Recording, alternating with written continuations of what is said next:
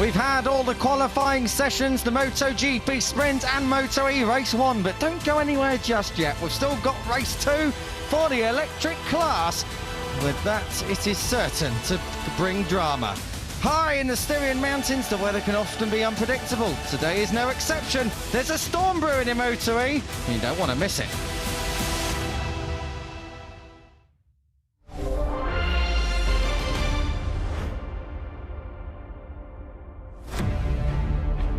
Good afternoon and welcome to Austria and trackside at the Red Bull Ring for the third round of the MotoE World Championship. We've had 5 different winners in 2025 thus far. Perhaps we'll see a 6th in this race 2 of Saturday. We've never had 6 different winners in a row in just one season. The outright record is 7 from the end of 2020 into 2021. The variety of talent undeniable in 2025. Myself, Kiko Giles, up here with Neil Morrison alongside me, Elliot York down there in pit lane, and as you can see on your screens, it is getting dark. So before we get him blown away out of the track, El, give us a weather update, mate. Good evening, good afternoon, whatever it is, gentlemen and everyone watching. Yes, the wind has picked up, as you probably saw, in the aftermath of the sprint. It's blowing straight down the start-finish straight, so I bet turning into turn 1, breaking into turn 1 is going to be pretty tricky. There are spots of rain in the air as well, although they have just stopped. I've not felt any for a couple of minutes now, but there's definitely rain in the air, as you can see from the skies. Hopefully, fingers crossed, it stays clear for this race, but I'm not going to guarantee that one. Sighting lap coming to an end. Neil Morrison up here in comms alongside me. El might be battling the elements. We're all safe up here in the dry of commentary. Race 1 earlier on today. Welcome return to the winning enclosure for Matteo Ferrari, but this race is going to be a whole different kettle of fish, isn't it? Yeah, it really is. Conditions are going to be very, very different. Even if the rain doesn't come during this race, you can see from some of those pictures down in the grid just how windy it is. I was walking the short walk across from the media centre to our commentary booth, and the wind has picked up massively. You have to imagine going up the hill towards turn 3 and then down towards turn 4. That will be buffeting these even these slightly heavier electric machines about from side to side. And well, I think it's a question of when, not if, the rain arrives. Maybe we can just about get away with one for this second MotoE race of the day. Let's wait and see what happens. It has cleared. When we were watching the MotoGP Tissot sprint earlier, it was the Jochenrindt curve and the Cashback World Corner, turns 9 and 10 here at the Red Bull Ring. It was getting seriously dark over there. I'm glad to say that looks like it has lightened up a bit, but now turn 3, turn 4, turn 5, up that end of the track now looks like where it's at its darkest, and it is very, very probable we're going to see rain. Before we go down, before we carry on with the weather forecast, El, who have you got for us on the grid? I've got Lorenzo Baldassari, gents. Lorenzo, talk us through how you're feeling ahead of this one and what are the conditions like out there? Yeah, for sure is a change in the condition, is a lot of wind, and let's give our best. This morning we demonstrated we had the speed to fight for podium or for win. Just we missed something, and I hope improve these parts in the second race, and let's give some show. Good luck. Thank you. Thank you. Yeah, thanks very much, Elliot. Thanks as well to Lorenzo Baldassari. Can he go better than 5th from race 1? He has not actually been outside the top 6 in any of his 5 MotoE contests so far this season. You have to say that is a very rapid development and adaptation to this category, Kiko, and maybe he could be in the fight. I mean, he was in the fight for the podium earlier. Maybe he could actually get onto the podium again in this encounter. He was on the podium back at Assen, of course. It's easy to forget just how long Lorenzo Baldassari's been around. He was on Moto3 machinery, he has been in Moto2 World Super Sport as well. This is Hector Garzo, he's at the head of the second row. Let's go back down to the grid, Elliot York. Yeah, with Oscar Gutierrez. Oscar, great to see you back in that podium fight after your injury troubles. What are conditions like and how are you feeling ahead of this one? Well, in this warm-up lap, I see the temperature went down a lot, so we need to take care a little bit, especially the first laps. Was a shame yesterday to make the Q1 because we always lose a little bit of power on the bike for Q2. But anyway, in the last laps I was feeling good. I recovered my confidence on the MotoE, and I'm happy with this. So yeah, we will try to stay calm on the first laps, don't make mistakes, and finish the races as front as possible. Good luck, Oscar. Thank you.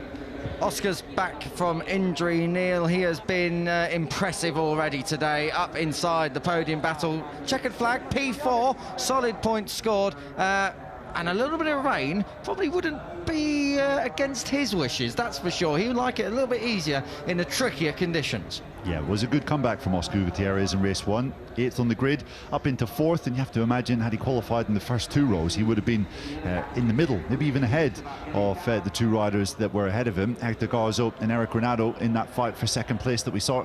Matteo Ferrari did manage to escape to the tune of 1 second in the first 2 laps of the race earlier, after Mattia Casadei crashed out, and he was able to cruise home from there. You have to wonder though, with these windy conditions, Kiko, normally that packs the pack a little bit closer together, just because no one really wants to risk too much, and it could actually be slightly beneficial for some of the racing that we might see. We have already had plenty of surprises today, both shocks and surprises, I suppose you could say. Let's keep an eye on Tibor Eric Varga. Let's keep an eye on Alessandro Zacconi. We just caught a glimpse of him.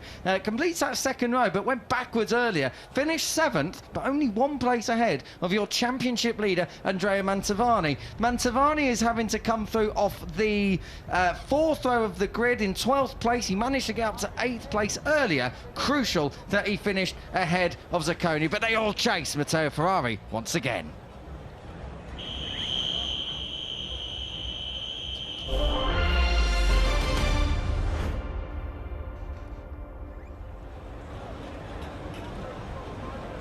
It was his first pole position in 2 years. It was his first victory this morning in 2 years. Matteo Ferrari is looking to double up here and make it a clean sweep. Can he do it? Can he convert that pole position for the 2nd time of asking? It is him, and it is Casadei, who crashed earlier from the lead on lap 1. He's P2, Granado 3rd, Garzo, Baldassari, Zacconi the 2nd row, Torres Gutierrez and Tibor Eric Varga heroic 6th in the race earlier. He goes from 9th on the grid. Spinelli, Jacopo Hosjuk and Andrea Mantovani, your championship leader. That's the 4th row. Mantovani's going to come through again. Then it is Alessio Finello, who was knocking on the door of the top 10 earlier on. Maria Herrera not scoring a point earlier on today, so she'll be looking to try and convert it now here in race 2. Luca Bernardi down there in 15th place. Raffaele Fusco, Tommaso Occhi and Kevin Zanoni, who didn't set a valid lap time in qualifying yesterday. Just before we go green on this one, we're 2 minutes away. El, what's the weather doing down there? Yeah, just getting more spots of rain down in pit lane. Nothing heavy, nothing's going to interrupt the race as of yet, but the rain is definitely coming. Heavy spots, gentle enough, not enough to, as I say, disrupt anything for now, but something to watch out for in the coming laps. Oh, you keep yourself safe and sound, El. We can't be losing you. Neil up here alongside myself, Kiko in comms. Let's talk about this side on your screen. Mattia Casadei. Another mistake earlier, and a 2nd one in 3, crashing from the lead. That is not a statistic he would have hoped for coming into round 3 in 2025. Yeah, he's certainly going to be taking it easy into turn 6 at the start of this race after what happened on lap 1 of race 1. Casadei, will he be able to pick himself up off the floor and bounce back with a victory challenge here? You have to imagine it will be between him and Ferrari as we prepare. Just 1 minute now until the race starts. Tyre warmers being removed from all 18 of these MotoE machines, and everyone gets ready, gets prepped to go up to turn 1. Temperatures well down and wind up compared to race 1. How will that affect the racing? Hopefully no wind up here in comms, Neil Morris said. I've got to ask for a prediction. Who's going to be? I'm going to go with Casadei. Oh, you've stolen the shot there, haven't you? You got the whole shot on me. I am going to go a double for Matteo Ferrari. I think that's where my money's heading. But Tibor Eric Varga outside for a top 5. That's going to be my bold prediction of the day. Give us a name, El. Granado. Oh, he was ready there when Eric Granado then gets the support of El. I don't think El said that earlier, didn't he? Well, what about it? Well, he confirms in our headset that Eric Granado was indeed his favourite earlier. Will he be able to convert that front row? Here now, we get the green lights out, and it is a brilliant start. Once again, Matteo Ferrari has got that number 11 Grassini MotoE machine absolutely hooked up wonderfully. Oh, dear me, that was Tibor Eric Varga muscling up the inside. I don't think he made any positions, but he definitely caused people to take evasive action. Down to the chicane, 2A and 2B for the first time. Everyone's safely through. So far, no, they're not. That's down and out. Is that Zanoni? It is Kevin Zanoni. A disaster then. He was, well, that's what you get when you get all the way back down there, and there's all bits of debris and other riders coming back in as well. So that's the kind of melee you risk putting yourself in when you are downfield, Neil. Well, you can't qualify on row 6, unfortunately. Yeah, and I think that has disrupted Mantovani, the championship leader as well, who was qualifying in 12th, but he's now completely disconnected from this lead group. The light blue bike coming down into turn 4 just at the back of your screen, but Kevin Zanoni, disastrous weekend, didn't manage to set a lap time in qualifying yesterday and crashes out two turns into the race. Turn 6, a hot spot from earlier on today and right the way through the weekend, so they'll be cautious and taking it pretty steadily, and they are all safely through as they start hooking back round. Casadei has latched right onto the back of Matteo Ferrari here, so we are going to have a big pass up the inside, I think, of the Jochenring corner. This is Zanoni, and we're going to get a replay of what happened, Neil. Yeah, it looks as though he's just gone in a little too hot on the inside there, and yeah, tags the back. I think that's of Mantovani. It is indeed the championship leader, so Mantovani actually pretty fortunate to emerge from that incident okay and still up. He's going to get a bit of a shunt from behind. There it is, and he's forced to lift, and Mantovani, he has really lost a big amount of time, but back at the front, and Ferrari leads from Casadei. Yeah, Casadei wasn't able to make the pass down in towards the final sector, so he's got another few corners to try and line it up. So Ferrari leads Casadei, Garzo third, Granado fourth. That's your breakaway group before the back. Whoa! Zacconi bouncing into the inside there at turn 2. Thought he was going a bit wide, but he held it all together. So Zacconi is definitely feeling inspired in race 2. Varga already up to 6, so that's a brilliant start from Tibor Eric Varga. Balda, the number 7 of Lorenzo Baldassari, he's in 7th. Gutierrez 8th, Spinelli, and Jordi Torres, another bad start down to 10th. Yeah, it was a poor start from Torres, dropping 3 positions. Tibor Eric Varga went in the opposite direction, and is Garzo challenging Casadei for a second. I thought he was going to have a look down into turn 4. He certainly had a look, but he didn't go for a move at one of the trickiest, if not the trickiest corner on the circuit. You would have to say Ferrari not quite having the same joy with his attempts to try and stretch away from the likes of Garzo and Granado in this second race. He is fully committed there into turn number 6. And they come through. I think we have just had Fusco just drop down and place the back. Not sure if it was a crash. I paused because I thought I heard a bit of scraping in the background, but perhaps not. And I think they're all safely through. Ferrari it is then who leads Casadei up over the top of the hill. Turn 9, overtaking hotspot. 3 abreast already on lap 2. That isn't going to work, and they all think a little bit better of it. Garzo's got the pace here down towards turn 10, but you can't win the race on lap 2. You've got to take your time. But then again, given how changeable the weather is, there is a sense of urgency to get to the front. Yeah, you have to imagine Casadei is just trying to play it cool after going a bit too hard early on. Although maybe he is holding up Hector Garzo. Garzo is gaining in confidence by the lap in this race, and you have to think that he fancies his chances of winning this race too. He would be on for his first win of the season as the number 1, the defending champion Hector Garzo. It's been an injury hit opening couple of rounds. He's had surgery during the break between Assen and here, and he is definitely looking like the rider who has got a little bit left in the locker, I've got to say, at this stage of the race. But we're only on lap 3. This one is going to tick on a little bit slowly given the weather conditions. It's already looking like a lot more competitive outing than race 1 with Granado right there in the mix in 4. Zacconi not a million miles away either. And look at this from Garzo again. He has a look down into turn 4, thinks the better off it this time, but where was he super strong? On the last lap it was coming out of turn 8 and down into turn 9. Could we see a change of the lead just there? I think we might do if he doesn't want to do it before, but you've got to be so careful here. There's a little bump just on the way into this turn 6. You've got to be very, very careful and committed if you want to make the pass. Oh, look at this. So he's having a look at 7 and 8 as well now. So it's all bunching up very, very nicely. I'll tell you what, whilst these 4 squabble, keep an eye on Alessandro Zacconi and Tibor Eric Varga, 5th and 6th at the moment. The live championship standings. Zacconi has got the magnets on because he wants to get into P1 in the title lead. And talking of the lead, this is the race lead. Changes to Garzo. Good move from Garzo that to get that stopped and done nailed to an apex, and that was precision at its best. Number one, he's in P1. Hector Garza leads his first lap in 2025, but for how much longer? Because I tell you what, Ferrari's having a bit of this. He won his first race for 2 years. Oh, where's Granado going? He's running out wide. I tell you, there's a couple of spots around on that camera as well there, so keep an eye on that. Garzo versus Ferrari down towards the chicane. That isn't going to work now. Casadei's trying to come through. Oh, he does. It's Italian on Italian through at turn 2A. Garzo's come out and all of that on top. Casadei forced his way through. Ferrari was first, now he's third. Yeah, this time 1 lap ago it was 4 riders at the front. Now we've got a freight train of about 8 going all the way back to Oscar Gutierrez in 8th position. Alessandro Zacconi, Thibaut Eric Varga and Lorenzo Baldassarri, the fastest name last time around, have all joined in the fun. Baldassarri's fastest lap, about 0.2 of a second off what they were doing in race 1, so the pace isn't overly slow. It isn't slow at all, but I just hope that Hector Garza, now he's got clear air in front of him, doesn't get carried away, of course. There's a lot of pressure with that number 1 plate. He won't want to throw it down the road just yet. He needs solid points on the board.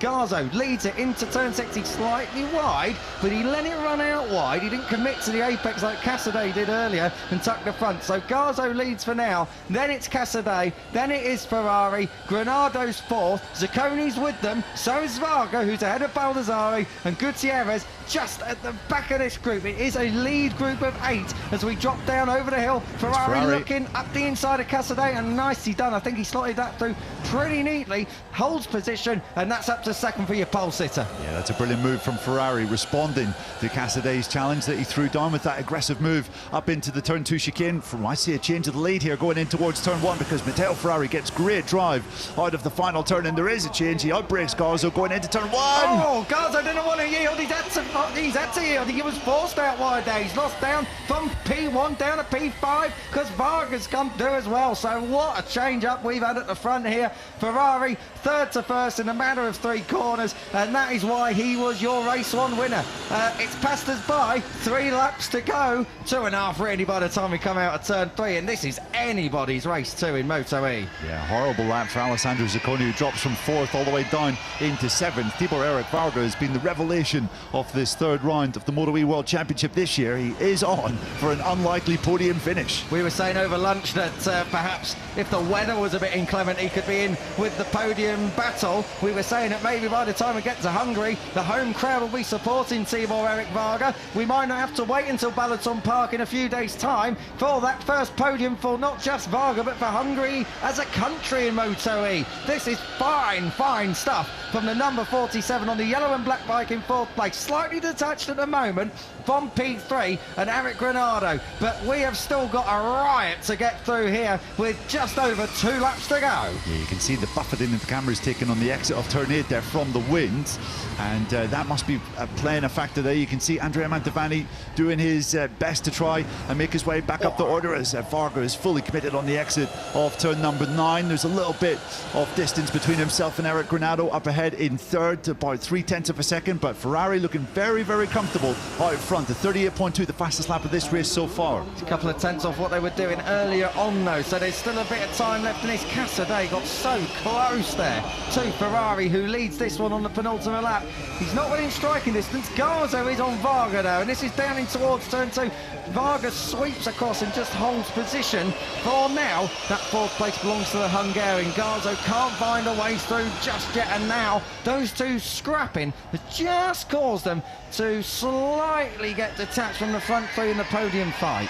Yeah, Casadei, you have to say, is looking pretty comfortable, isn't he, in 2nd place. I think Kevin Zanoni remounted after that first lap crash. He's the rider who's just up ahead here, who's going to be getting the blue flags very, very soon, and being told to get out of the way as Matteo Ferrari gets it all crossed up, going down into turn 4. He's well wide, and that means that he relinquishes the lead. Ferrari is demoted to 2nd. Casadei doesn't need a second invitation, but it might not work out too badly in Ferrari's favour here. He gets a chance to study Casadei, who comes through turn 6, bit of a bobble on, but he comes through it safely. So now it's Ferrari's turn to study Casadei. Granado waiting to pick up pieces if there are any scraps left for him. He's 3rd. Varga is a distant 4th now. I'd say that's 0.3 of a second just adrift of the podium. He's got Garzo climbing all over him as they drop down the hill. Ferrari didn't want to wait at all. He didn't want to have a look at Casadei into the final couple of corners. He's leading it now through turn 9 and into turn 10. Ferrari's got that thing absolutely hooked up and singing and dancing perfectly through that final sector, and he leads across the line to start the last lap,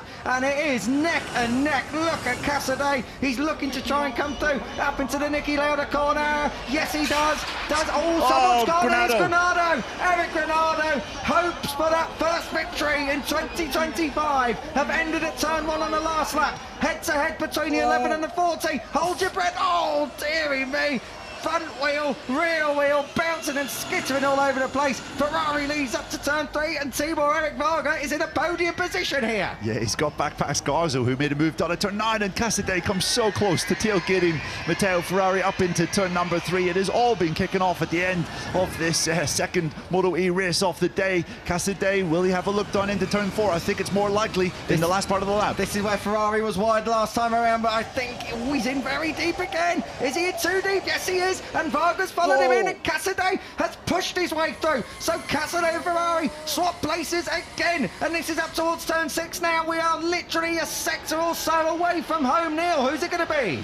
Oh, Casadei was in hot there. That's obviously where he came a cropper earlier today, but he just about keeps it rubber side down coming into turn number 7. You can see Garzo is all over Varga for that fight for third, but Ferrari surely is going to have a turn up at turn number 9. Depending on how much Ferrari wants this, Varga could win this if it all goes wrong to turn 9 and the Ockenring corner. It doesn't even get that far because Ferrari has come back through. We know Mattia Casadei will have a lunge if he's close enough, but he isn't, and it is looking like the number 11 is going to double up in Austria. We have locked horns at the Red Bull Ring, and it goes to Matteo Ferrari ahead of Casadei, and it is Hector Garzo who denies Tibor Eric Varga that first podium in third.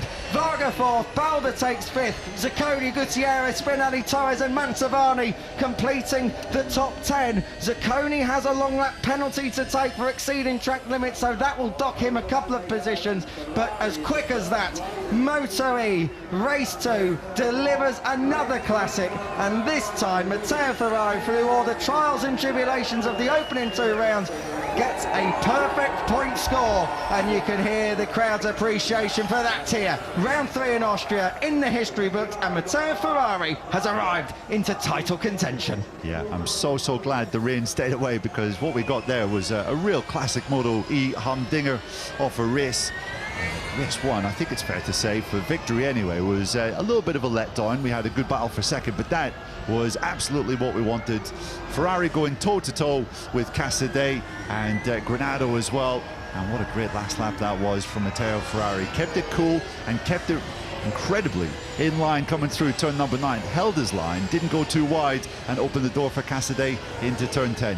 That is where Ferrari was so strong throughout that race. Nearly made his pass back through into P2 on Garzo there. He was very strong into the right-handers, was Matteo Ferrari, apart from turn 4 where he was wide 2 laps running, but that didn't seem to put him off. That seemed to give him that just that target fixation in the last sector that some riders do need. We know Matteo Ferrari likes to have that little reference point further up the road, so he has got a little bit of something to aim at going into the last couple of corners. It's Ferrari from Casadei, and we have a look at this rider here, the number 1 of Hector Garzo. Double podium. I think he can say that is a very solid result. Yeah, that is a very solid weekend, isn't it, for Hector Garzo, re-approaching his best levels from last year. We just have confirmation on the timing screens that Zacconi is given a 3-second penalty because he didn't have sufficient time to complete his long lap at the end of that race. That sees him drop all the way down to 10th, which is fairly significant for the championship, because on a weekend when Andrea Mantovani and Zacconi, the top 2 in the championship, haven't really been at the races, the likes of Ferrari, Casadei and Garzo have closed back in. You can just see that moment for Granado. Had a little bobble on the front end. There was no saving that. This is later on in that lap. Look how close it is. People might not necessarily watch MotoE. It is at the end of the day. but why wouldn't you after watching this? Absolutely brilliant, head-to-head. I must say, when Ferrari came through there, I did think Casadei would have a big lunge up the inside. The problem is, Casadei crashed earlier. He had to bring home points, Neil. Yeah, he certainly did, and I'm very, very impressed that Hector Garzo managed to keep it on the racetrack after that fully committed move on Varga at turn number 9. He was in there hot. He was asking a serious amount from that front Michelin tyre. And Garzo coming home for his second podium of the day, his second podium of the season as well. But this day and this weekend belongs to pole sitter and double race winner Matteo Ferrari. Tell you what, he'll have lost about 5 years. He was looking old, wasn't he, in the opening couple of rounds? He was looking a little bit stressed.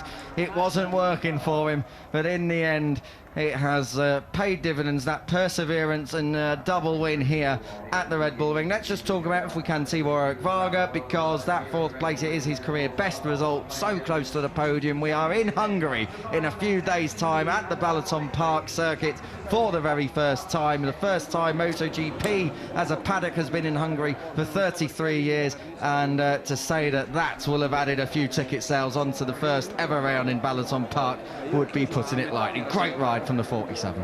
Yeah, super stuff. Coming into this weekend, his previous best in the MotoE category was a 10th place. So for him to come away with the 7th, with the 6th and with the 4th, shows that he really is finding his feet at this level. And yeah, as you say, home round next weekend. The home fans, the Hungarian fans, surely will be out in their thousands to cheer a local rider. Haven't been too much to shout about for the country of Hungary in Grand Prix racing since Gabor Tolmashi back, what, 20 years ago or so? Yeah, 2007 125cc world champion, and I'm sure Tolmashi will be on site. He is a real Hungarian sporting legend, so I'm sure that if he was at the World Superbikes a few weeks ago, he will come to MotoGP. I've just realised, Neil, my predictions, they've come up trumps. That must be the first time, I think, ever. Time to put some money on the lottery numbers later. I ain't got any money. Oh, I was going to borrow some off yours if you don't mind. As we wait for the interviews, you could see that Elliot York has not needed to put his jacket on because the rain thankfully has held off for the time being. We do have a Red Bull Rookies race though coming up after this. And you can stay tuned for that wherever you get your Red Bull Rookies action, and let's see what the weather brings for that one. But MotoE done and dusted here at round 3. Lots to celebrate, particularly if you are Matteo Ferrari. But we're going to come to him a little bit later, because first up it is P3 and a second podium of the day for your reigning world champion Hector Garzo. Good job, Hector. Hector, a double podium here on Saturday. You must be pleased with that. Talk us through that battle, and that pretty much cost you the win, didn't it? But I'm sure you're happy with a double podium. Yeah, thank you very much. I'm really happy because, well, as you say, double podium for sure. This is the way to stay on the top of MotoE. Finally, I really thought after the race 1 I got more speed. I think I show it now. Really much battle, I think. We need to see something after the race review, but I think I could win it. Many touches, many movement. I knew I had the speed, but well, this is racing, no? It is what it is, and we will try to manage it and try to keep this pace. Good job, Hector. Thank you very much. Well, it's a podium, but he's not happy with it, and I think we're about to see why. He was nudged off, and this was by Matteo Ferrari up at turn 1.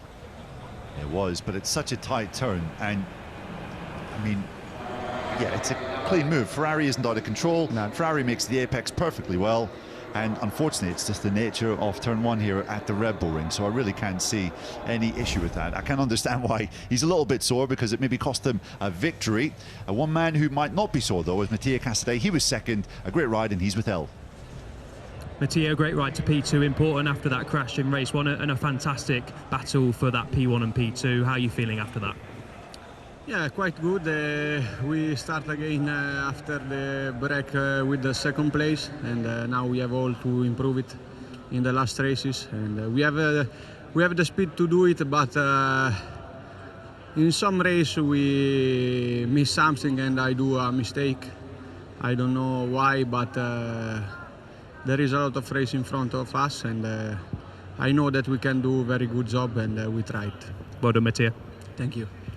P2, the victory was in his hands earlier on lap 1 in race 1. So in the end, it is a successful weekend if you look at the performance, but in terms of results, another one that goes begging for the number 40.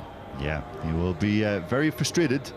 He could certainly be sitting a lot higher up in the championship had it not been for his own mistakes. But looking at the championship on our screens, I do see that 8 riders are covered by 35 points going into round 4 of the season. One of them being this rider here. Double victory, pole position, a perfect weekend for Matteo Ferrari, and he's in Parc Fermé with Elle.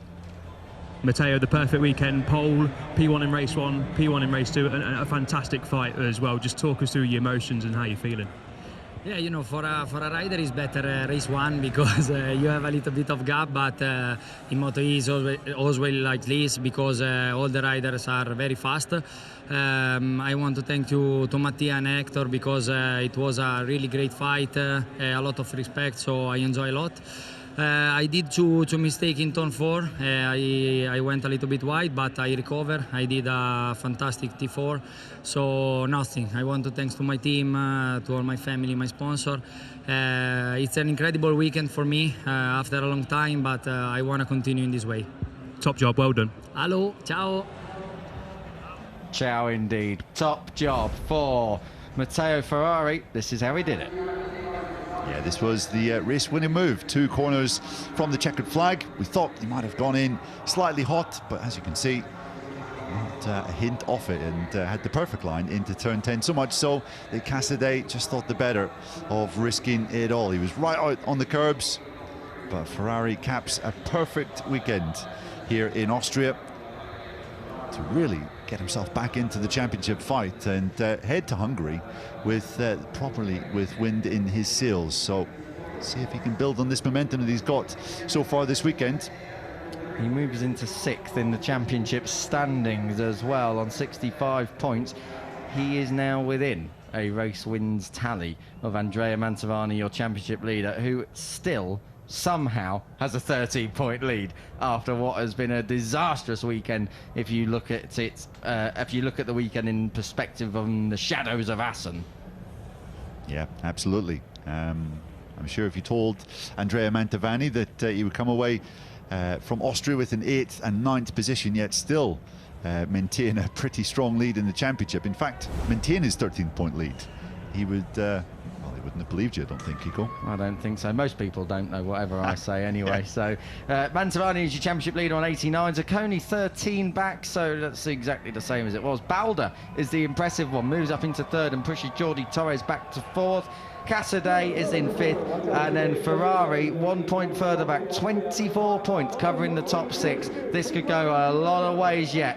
Hector Garzo 7th, Spinelli tied on points with Garzo, your reigning champion, is in 8th place, and as you correctly say, 35 points covering your top 8. There's only 40 points, I think, covering the top 9. Gutierrez is the next one. The top 10 here, it's tight in MotoE. The podium ceremony is underway. Hector Garza with a face like thunder to match the weather conditions here at the Red Bull Ring. Then it is Mattia Casadei with a solid 2nd, but it is a win, and a fine win, a 2nd win, a double here at the Red Bull Ring from Matteo Ferrari. Do you think he'd have expected that coming off the back of a really tricky opening couple of rounds? I don't think so. Yeah, probably not. Came here with a 5th and 12th position and 2 DNFs in his previous 4 races, as Luca Boscolo Zamello hands the victory trophy to Matteo Ferrari for the perfect weekend. Pole and 2 victories.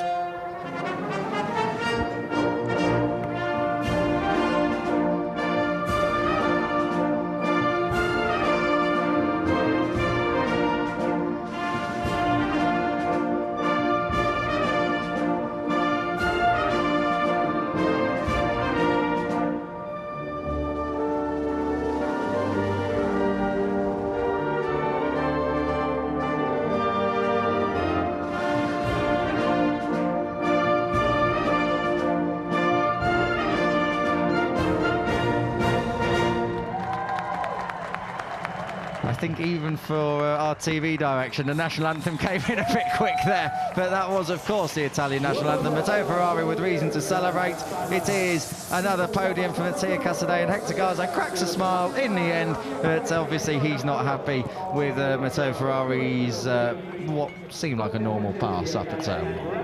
Yeah, he's putting a brave expression on it, and a well-deserved slug from the Prosecco bottles from all three riders. They certainly have earned that after a brilliant day of racing here in Austria. Ferrari, Casadei and Garzo 1, 2 and 3. Tibor Eric Varga half a second from victory in 4th.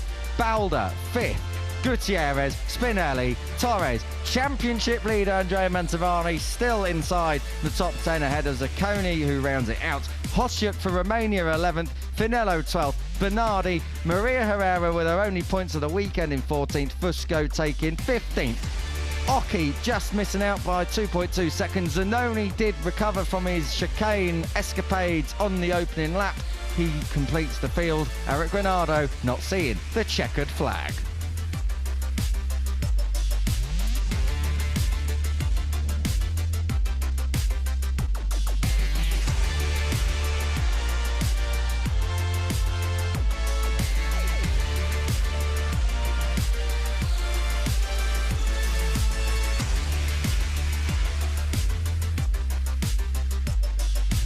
It will change eventually, and it has done now, and this should be your riders' standings. Mantovani maintains that 13-point lead, as we said earlier. Baldassarri moves up, Torres goes down, Casadei completes that top 5. But what a massive haul of points. Matteo Ferrari only had 15 coming into this. He leads with 65. A double victory, propelling him to within a race win's worth of points of Mantovani. Tibor Eric Varga, a massive weekend for him. He moves up 2 places and into 11th place.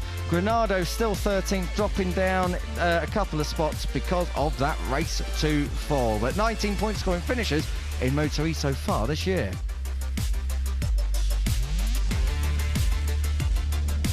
Well, the constructors' standings is fairly obvious. Ducati are top of that, but not with 25 points.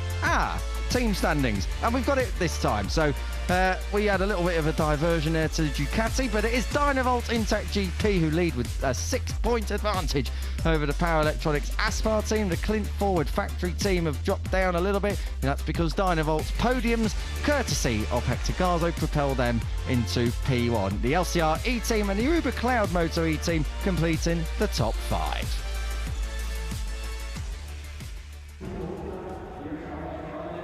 And that is it. MotoE is back in action in Hungary in just a few days' time, and you can join us trackside for that. But for myself, Kiko Charles, Neil Morrison alongside me, Elliot York in pit lane somewhere, trying and pretending to work. We will be back then. Enjoy the rest of the Bwin Grand Prix of Austria weekend. Goodbye.